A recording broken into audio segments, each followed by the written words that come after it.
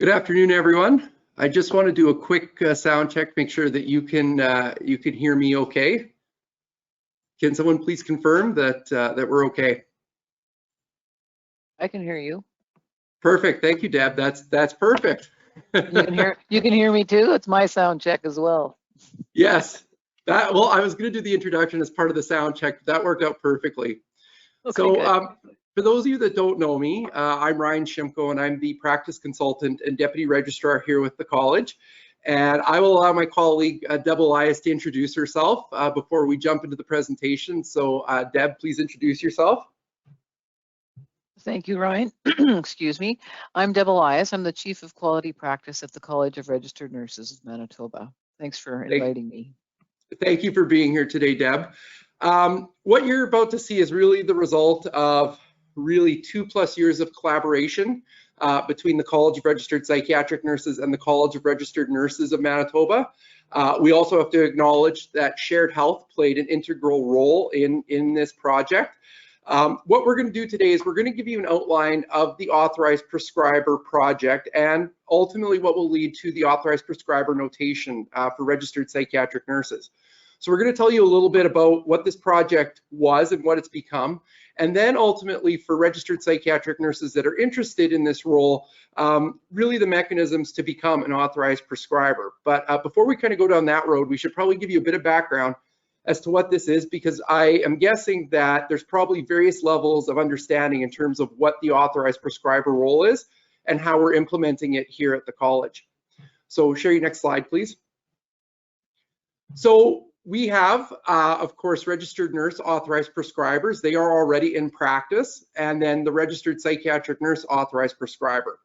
What we identified is that there's a public need in 3 areas of practice. So for reproductive, sexually transmitted infections, and blood-borne pathogens, that's a pathway that's already introduced and implemented for registered nurses.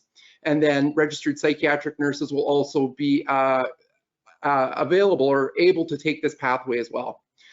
The second one is a huge public need, and it's the diabetes health stream, and that will be available for RNs and RPNs. That has yet to be developed, and we'll talk a little bit about that.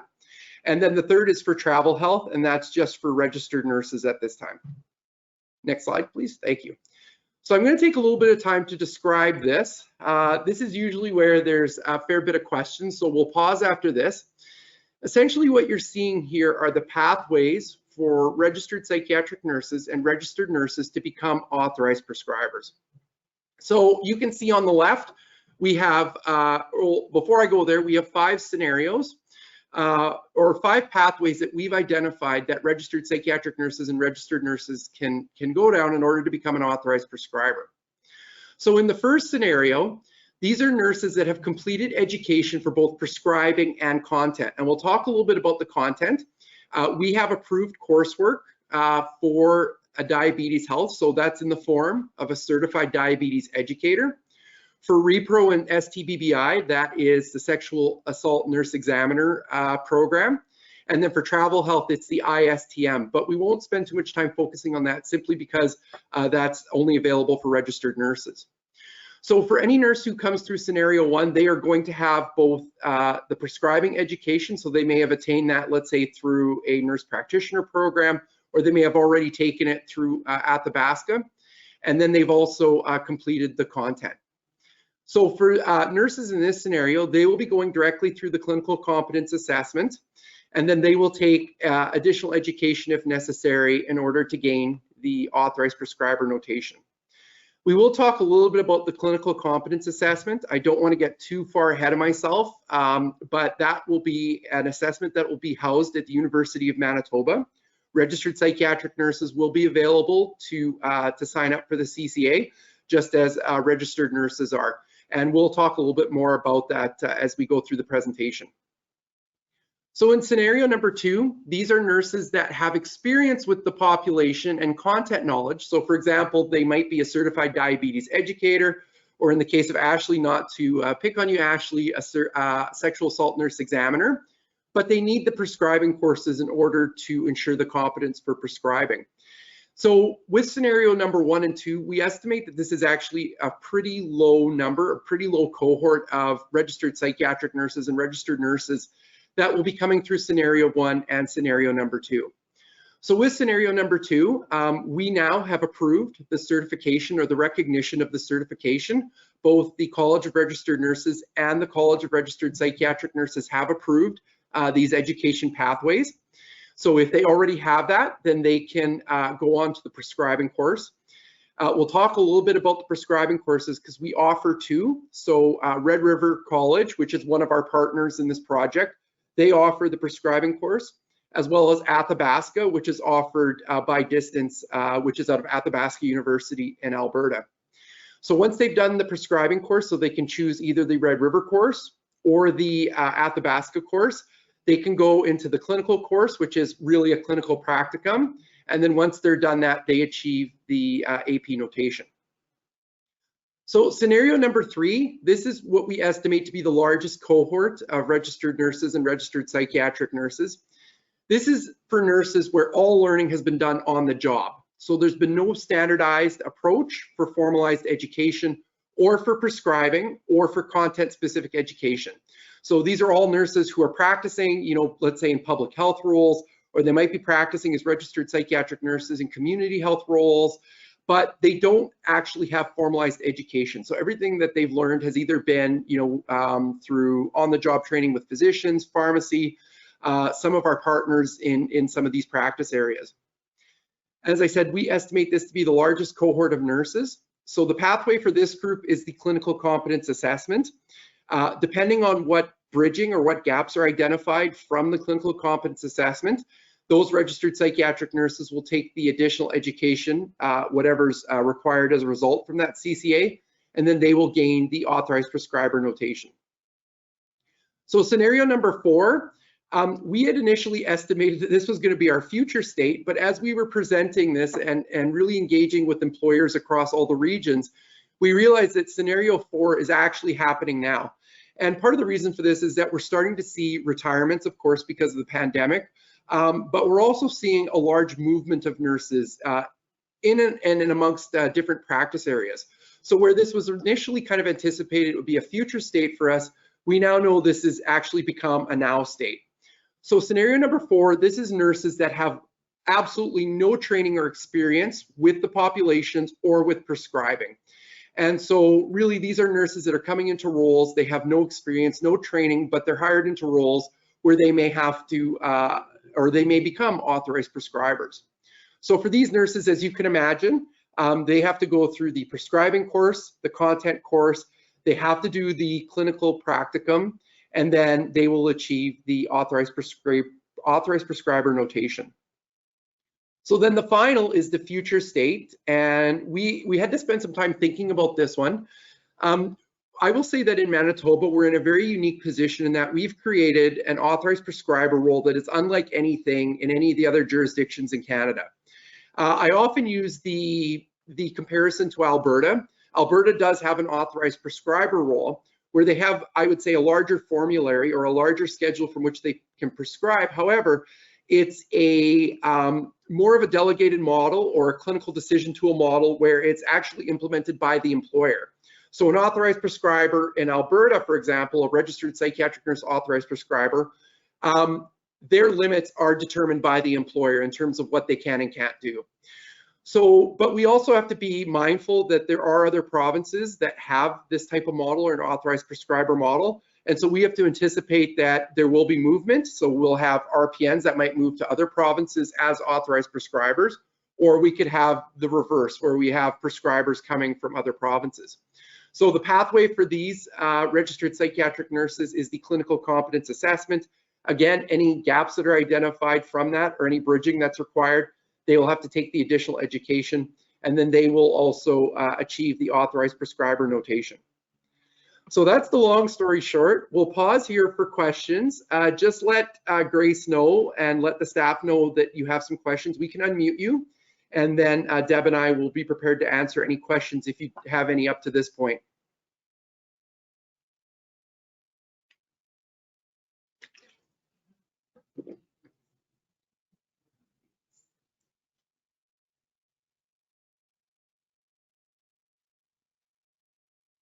Grace, do you see any hands raised? Are there any questions so far? Nope.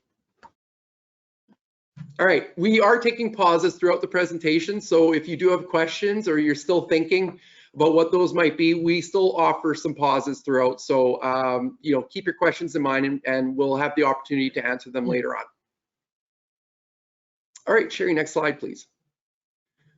So this is just a quick nitty-gritty kind of visual pathway to become a registered nurse, a registered psychiatric nurse authorized prescriber. You'll see at the end of this presentation, we do offer the links to the CRNM and to the CRPNM website, so you can have a look really at both websites. I did have a look at Shared Health. I don't believe that Shared Health has their information posted at this point, but they also will be sharing the information about the registered nurse and registered psychiatric nurse authorized prescribers. Oh, thank you. Laura just indicated that it is on the Manitoba Provider Network for the Shared Health links to the authorized prescriber. So this is just a really quick nitty-gritty. Basically, for any employer or any registered psychiatric nurse that's thinking or looking at the authorized prescriber, you can see that it's broken down into steps. And then at the bottom, the travel health, it also indicates that it's not available for registered psychiatric nurses. Next slide, please, Sherry. So just a little bit about the regulatory authority and how we got here. So the RNs have already have regulations under the RHPA that authorizes or that allows for the authorized prescriber notation. For the RN profession, they really needed to be granted an extension that allowed for really the continued authorization of the authorized prescriber. For us as registered psychiatric nurses, because this was a brand new practice, we actually had to put forward regulations to propose the authorized prescriber notation.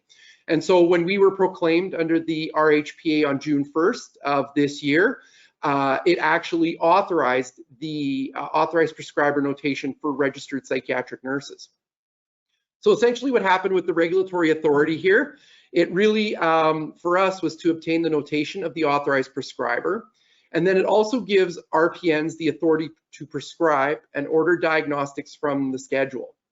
So the amendments to the regulations for RNs was approved in May after their consultation period, and then we were proclaimed June 1st, 2022. Next slide, please. So a little bit about the FAQs. Actually, Sherry, can you go back to the other slide? I just want to talk a little bit about the schedule and the diagnostics. If you go to our website under the authorized prescriber notation, and we'll show you at the end, I just want to talk a little bit about the schedule. So what we did with the College of Registered Nurses of Manitoba, obviously with support from Manitoba Health, we harmonized the schedule between RNs and RPNs. So when the RNs came under their regulations and they had the notation for the authorized prescriber, they had a set schedule that was approved at that time. And one of the things that we did with the two colleges together with Manitoba Health is we came up with really what we call a harmonized schedule. So that registered nurse and registered psychiatric nurse authorized prescribers have the ability to prescribe from the exact same schedule. So that includes the diagnostics. So for example, ordering like a renal ultrasound. It includes specific prescribing rights. So for the example I always use is for HIV pre and post prophylaxis. So instead of having the drug name under Truvada, the authorized prescriber can provide or can prescribe antivirals as an alternative to the actual drug. And the reason we went that route, obviously, is so that we don't have to keep updating the schedule. It was really to make sure that the schedule was uniform between the RN and the RPN authorized prescribers, and so that the authorized prescribers were prescribing from a set formulary as opposed to specific drugs. Next slide, please. Yes, thank you, Sherry. So just a little bit for those of you that are here because you're interested in becoming authorized prescribers, we have developed an FAQ document with Shared Health. It has been posted on our website. The CRNM also has it posted on their website. And again, Shared Health has it on the Manitoba Health Network site. We are, I will say we're finalizing our application process for registered psychiatric nurses to apply to us for notation. Essentially what this will look like will be an application package that any registered psychiatric nurse can apply, especially if you're endorsed by your employer. The one thing that I will note is that if you are an RN or RPN and you want to become an authorized prescriber, you do need an employer support or authorization form that's required from your employer to start the clinical competence assessment. And that will all become very clear to you once we finish the package and the process for registered psychiatric nurses to start. Next slide, please. All right, this is where I now turn it over to Deb. Okay, well, thank you very much. Yeah, and with this project, as Ryan said, we've been working on it for 2 years. And it's been a very close collaboration between the 2 regulatory colleges as well as Shared Health. And then we've had a lot of discussions with the chief nursing officers around the province, as well as community health agencies as well. And one of the things we had heard early on, because for RNs, the authorized prescriber came into existence in 2018. And there was, not enough of them, and we needed more. So, and what we had heard from a lot of the individuals who are working in this role is that there's, the tuition was high, it was difficult to get time off work, and all of these types of things. So we really wanted to secure funding. So we did quite a bit of work to develop both a proposal for that funding with Shared Health, but also to think about what is the potential cost avoidance that this role will bring, or what's the value that it's going to bring to the system. And so we did get that funding approved, and it's through Manitoba Health, and the SDOs are, sort of submitting expense reports or whatever to Manitoba Health to get access to that funding. But the funding also allowed for some money for U of M to do that development of a clinical competence assessment. And for those of you who aren't familiar with that, it's a clinical competence assessment is an interaction with a standardized patient going through clinical assessments, so interacting with that patient like you would a regular patient, and demonstrating competencies. They're built, those scenarios that they use are built with psychometricians, so they're valid and reliable ways of determining, do individuals have this level of competence? And then there's also a written component. So it takes approximately a day and a half. So there's a significant amount of development that needs to happen, and the funding sort of allowed for that as well. And as Ryan said, Red River has the 2 other courses, the reproductive STBBI, as well as travel health. The diabetes module is not yet developed, and so this will also provide funding for that development. And we anticipate that that'll be available early in 2023. And then we also wanted some money so that there's some wage replacements, so that as people are taking time in their busy weeks to take their courses, that there's some money set aside for some wage replacement for that as well.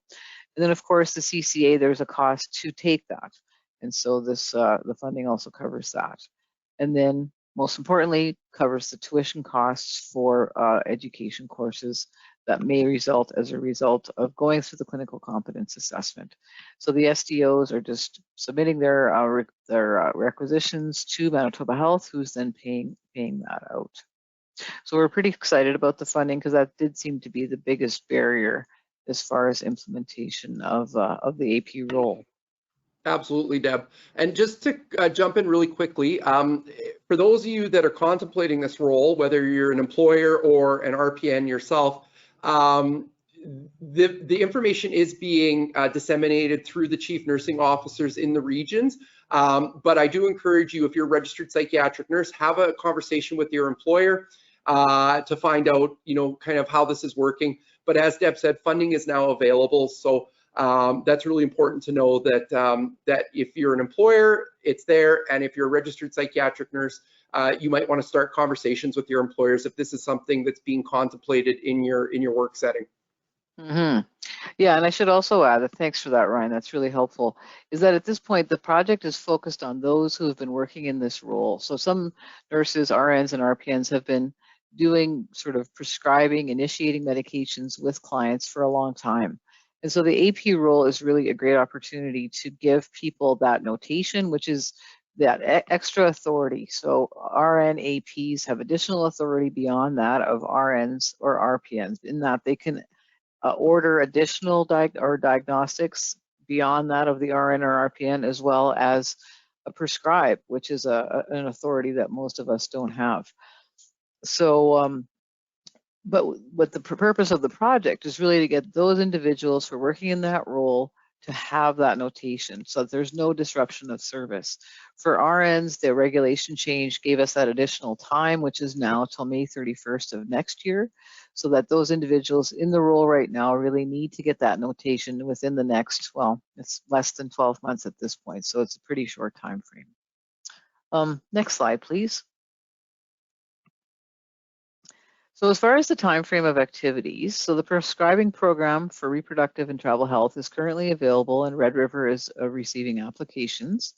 The Athabasca prescribing course, and it's called Prescribing for Manitoba, both RNs, which is available right now, and there's a cohort going through that course right now.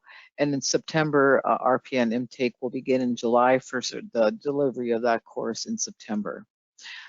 We've gone through a process of evaluating the Certified Diabetes Educator Certificate, as well as the SANE Certificate, as well as for us, the Travel Health Certificate. What we did there is take a look at the entry-level competencies for authorized prescribers and determine, did the certificate programs or certification programs, as the case may be, did they meet those competencies? And we found that they did, and we put them through our usual education approval process. And then for both cases, it went to council, and council made a decision that this was an appropriate alternative to the theoretical course. The CCA is under development right now. We're anticipating that it will be tested in July, with people starting to go through it in August of this year, so in a very short time frame. And as this is the largest cohort, you'll recall back to the pathways, the middle pathway where people did most of their learning on the job. Those are individuals will need to go through a CCA, and it's a great opportunity they can showcase the competencies that they've achieved in their workplace. And if there are any gaps in their knowledge, then they can take those courses, achieve the notation. And if there aren't any gaps, then they can go through that application process as well. And it's a much quicker way than having to go through the entire program. We've jointly done a communications plan, and Ryan's really talked about this with the FAQs being on each of our websites. There's a Prezi piece which kind of goes through those pathways as well, and it's sort of a visual representation of what those things look like. And it's really an ongoing discussion with people, and then making changes to the FAQs or adding in new information as people identify new questions that we haven't yet answered. Next slide, please. From the very beginning of doing this work, we really wanted to make sure that this project and the added value that the authorized prescriber brings to the healthcare system aligns with the clinical preventative services plan. And our goal in developing the AP rule, way back when it first started, was really to increase access of healthcare to people where they need it, so that there's less travel, it's more accessible, it's in their community, it provides them timely care, hopefully decreasing complications and more delays in care as well, so that there's more issues, and really being collaborative with the rest of the healthcare team. The authorized prescriber is limited by the schedules that are in the regulation, but it definitely is an expansion of scope for RNs and RPNs, and should allow them to provide a more fulsome sort of array of services to the clients that they deal with. And it's also a better, because of that, it really is a better use of the human resource issues that we hear about quite a bit regarding health human resources across the province, across the country, and across the world, quite frankly, as well. And then lastly, we just wanted to be really clear about what this role is, and how ensure that there's standards for both the application of clinical knowledge, the diagnostic reasoning, the clinical judgment that's required as part of this prescribing role as well. Now, Ryan, I don't know if you mentioned the employer toolkit, but part of this work was developing an employer toolkit as well, and it's on both of our websites, and it's really an introduction to the role. So there was a working group that did all the work on that, and they did an amazing job. And what they did is to take a look at what does this role look like? What is the scope of the practice? And then some considerations. If it's new to a practice area, what employers might want to think about, how to integrate it with the rest of the healthcare team. Some thinking about measurement as far as if you do implement this role, how can you measure the value that it brings? Because perhaps there's other areas that authorized prescribers should work in as well. So it's a really nicely packaged document, and I encourage you to take a look at it if you haven't already, but it's very well done. And so we want to make sure that people have access to that. Next slide, please. And here's our websites. Are we planning on clicking on one of them, Ryan, to take people through? Because okay. We are going to show Ashley's here. So Ashley, you get to see awesome. her video again. But we are going to show Ashley's video. This is so there's two videos that the CRNM produced, which are really quite amazing. One is featuring a registered psychiatric nurse by the name of Ashley Stewart, who is a sexual assault nurse examiner. There's a video of her, and there's also one of Michelle Lagasse, who's currently an authorized prescriber working out of Uville Clinic. We're going to show you Ashley's video because Ashley's a registered psychiatric nurse. It's about 4 minutes. Hopefully it'll work all right. But if it doesn't, we do encourage you to go to both our websites because the CRNM has additional information there because obviously the authorized prescriber role is up and running. And then, of course, we're keeping consistent by making sure that we give you all the information, especially once we get rolling with the authorized prescriber piece. So we'll get Sherry to roll the video.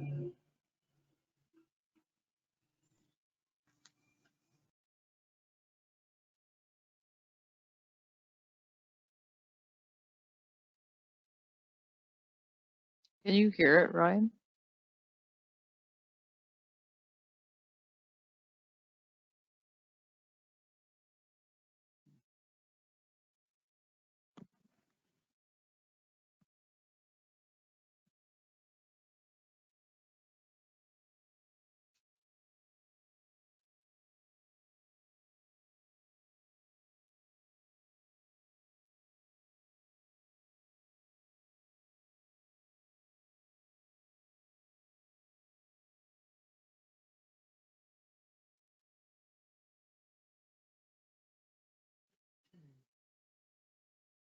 Ryan, is your mic muted?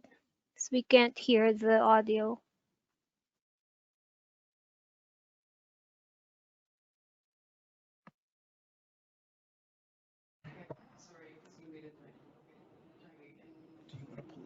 Hi, my name is Ashley Stewart, and I am a registered psychiatric nurse. I am very excited about the authorized prescriber role, and I think it can have a huge impact to our patients, to the public, the community, and a huge impact on the practice as nurses as well. My current role in Manitoba is I practice and work as a forensic nurse in Winnipeg, Manitoba. As a forensic nurse, I primarily see individuals who have been affected or are survivors of sexual assault and intimate partner violence, or otherwise known as domestic violence. I see individuals for all ages, across lifespan, and individuals who are of all genders as well. An authorized prescriber will really have a dramatic impact on the work that I do. Often when somebody's been sexually assaulted, I think some people assume that their most concerning thing on their mind is reporting to the police and having what might be called a sexual evidence kit or rape kit completed. However, in reality, I find that a lot of patients I see are just most concerned about their health, their physical health. They might want to know if they were exposed to something, or do they have an infection? Can they get treatment in case they had an infection like gonorrhea or chlamydia or HIV? They might want to get tested and receive medications so they don't become pregnant as a result of the assault. So with an authorized prescriber role, those are some things that that authorized prescriber could offer that patient. Testing for sexually transmitted infections, offering some treatment to prevent those things. Testing for pregnancy and offering emergency contraception. Or there might be a patient who at that point wants to start contraception and has a primary care provider to follow them and wants to start something like that. Maybe you have a patient who is interested in being vaccinated for something like HPV or hepatitis B. And while they're with you, instead of going to another appointment, they need your consenting at that moment to have that vaccine. So I think those are some important things that can have an impact on that patient. Sometimes I also think that we take appointments for granted. Not all of our patients have the luxury of being able to attend appointments or being able to make appointments, especially if they may not have stable, safe housing, or if they may not have transportation, or if they are working and cannot get time off to go to those appointments. When I think of my patients who might be affected by domestic violence or intimate partner violence, they may be in a relationship where they can't access care by a primary care provider because maybe their partner doesn't allow them to. Maybe they can't access certain things of that provider. So perhaps maybe they could go and they could see their primary care provider for a general medical issue, but they would be really challenged if they were going and seeing that person for testing for sexually transmitted infections or for contraception, because their partner might not allow them to do that. Sometimes in a domestic violence or intimate partner violence type of relationship, sometimes patients or survivors do not have the choice in contraception, which is called reproductive coercion. So in a situation like that, it would be really important and empowering for providers and for patients to be able to offer them either contraception or emergency contraception while they're seeing it in a safe place. And that might not be something that they could otherwise access. I also have a background in transgender health as well as mental health.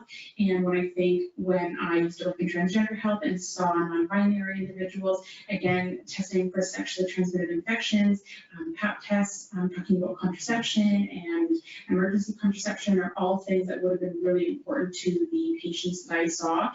Sometimes with those patients, once they had a provider who they felt was safe and was gender inclusive to go to, they had a trusting relationship with that provider and felt comfortable having a PAP with that provider or having testing for sexually transmitted infections, or maybe seeing them if they were concerned about a pregnancy requiring emergency contraception. So by being able to offer those things with an authorized prescriber in some of those settings, we are giving patients more options for their care, decreasing some of the barriers and increasing the access that they can provide, and really empowering our patients to being able to make those decisions with a care provider that they're comfortable with.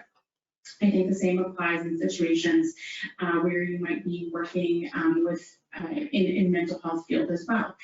Again, those individuals could be offered, testing for sexually transmitted infections or contraception, or that authorized prescriber could assist with management of diabetes management as well. So I just think there are a lot of areas where the authorized prescriber role can be really beneficial to the public, to our communities and the patients we see, as well as our own individual practices.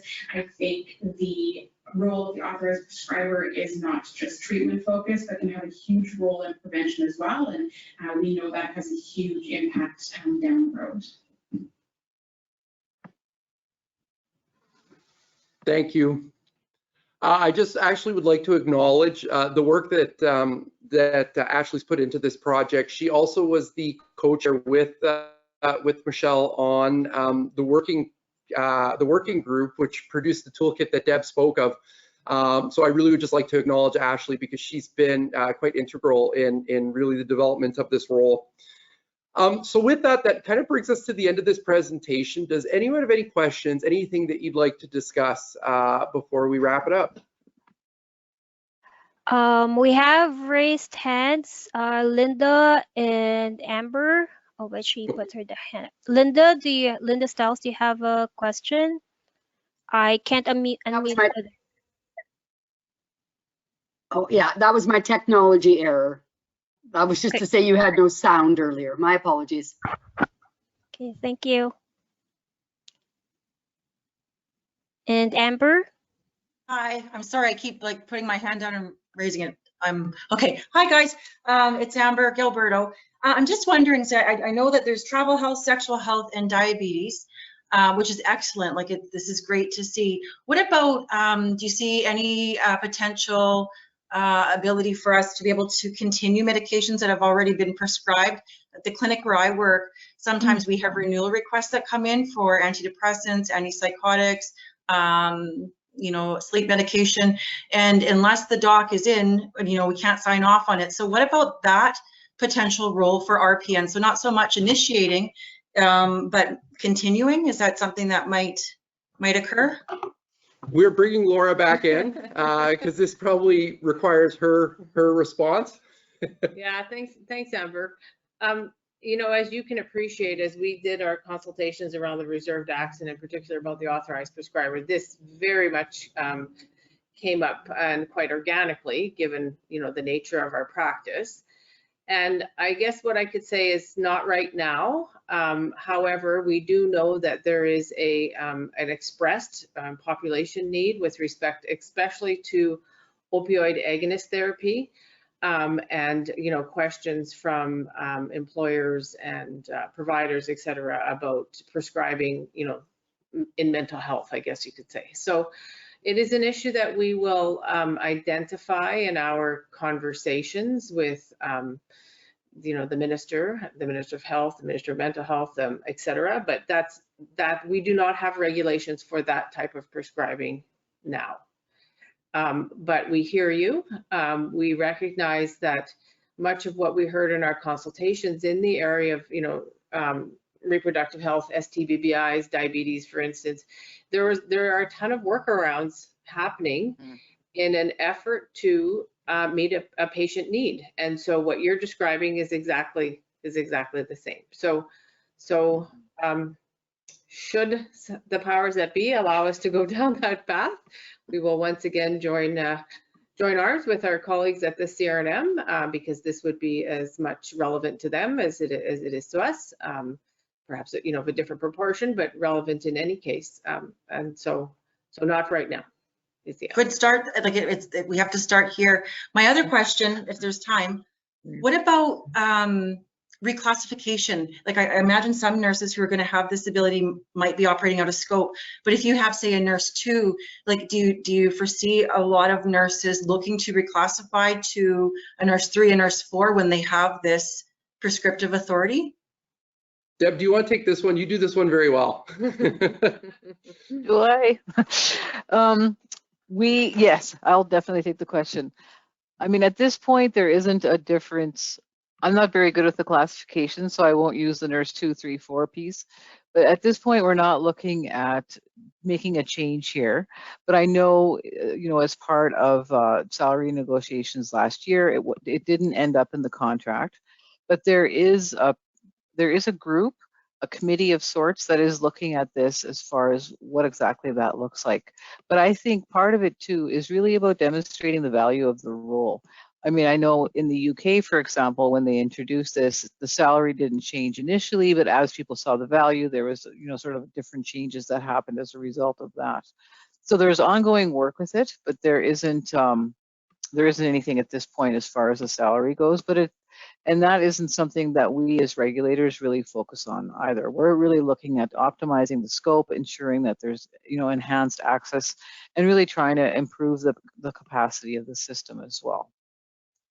Thank you, Deb. Thank you very much. Thanks, Amber. Good questions. Mm-hmm. Any other questions?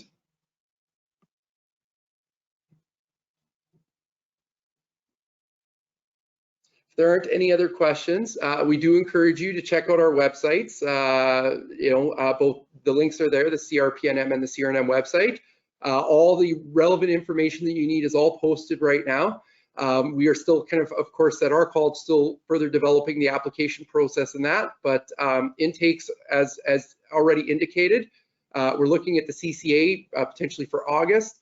The Athabasca course will be up and running September 1st, so intake for Athabasca will start in July. And Red River is already currently accepting applications for the sexual and reproductive health. So it's already there, it's already going. And we encourage you to speak to your employer if you're a registered psychiatric nurse, and if you're an employer, you know, maybe